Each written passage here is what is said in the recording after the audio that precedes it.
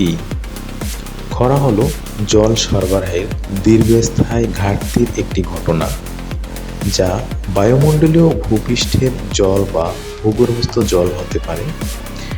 একটি খরা 1 মাস এমনকি 1 বছর পর্যন্ত স্থায়ী হতে পারে। এটি ক্ষতিগ্রস্ত অঞ্চলের বাস্তুতন্ত্র এবং কৃষির উপর যথেষ্ট প্রভাব ফেলতে পারে এবং স্থানীয় অর্থনীতির ক্ষতি করতে পারে।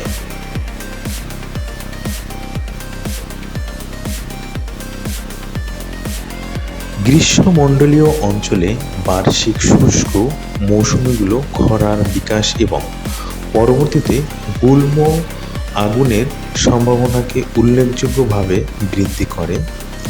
তাপের সময়কাল জলীয় বাষ্পের দ্রুত বাষ্পীয়ভবনের মাধ্যমে খরা পরিস্থিতিকে উল্লেখযোগ্যভাবে খারাপ করতে পারে।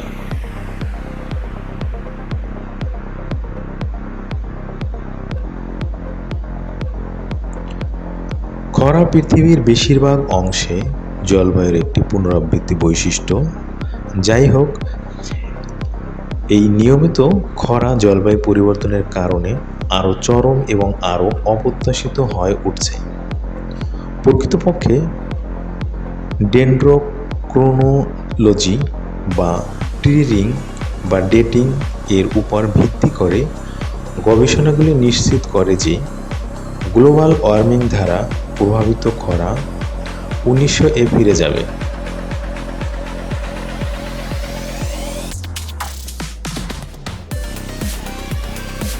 অনেক উদ্ভিদ প্রজাতি পরিবারের খরা সহনশীলতার অভিযোজন আছে, যেমন পাতার ক্ষেত্রফল কমে যাওয়া এবং খরা সহ্য করার ক্ষমতা বাড়তে মোমযুক্ত কিউটিলিক।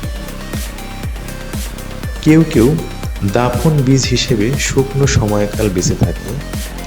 আধা-স্থায়ী খরা মরুভূমি এবং তৃণভূমির মতো শুষ্ক বায়োম তৈরি করে।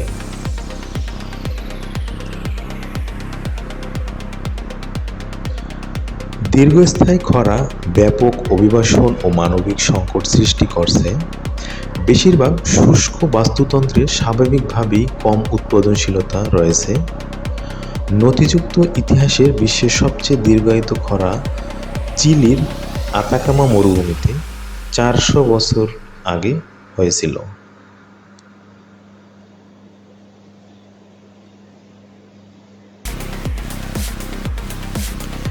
ইতিহাস জুড়ে খাদ্যের প্রাপ্যতা এবং সমাজের বাকি অংশের উপর প্রভাবের কারণে মানুষ সাধারণত খরাকে বিপর্যয় হিসেবে দেখছে।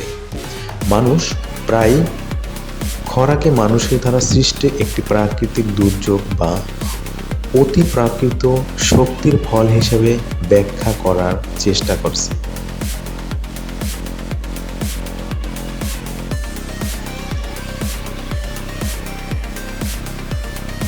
এটি প্রাচীনতম নথিভুক্ত জলবায়ুর ঘটনাগুলির মধ্যে একটি, যা গিলগামেশের মহাকাব্যে উপস্থিত এবং জোসেফের আগমন এবং প্রাচীন মিশর থেকে পরবর্তী যাত্রা বাইবেলের গল্পের সাথে যুক্ত। 9500 খ্রিস্টপূর্বাব্দে চিলিতে শিকারী সংগ্রাহক অভিবাসন ঘটনাটির সাথে যুক্ত হয়েছিল।